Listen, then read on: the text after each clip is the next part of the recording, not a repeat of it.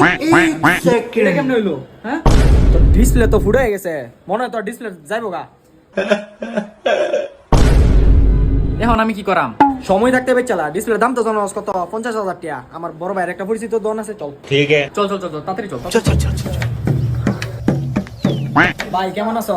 আছি আলহামদুলিল্লাহ ভালো। কেলে গেছস? ফোন টোন কিনবি নাকি?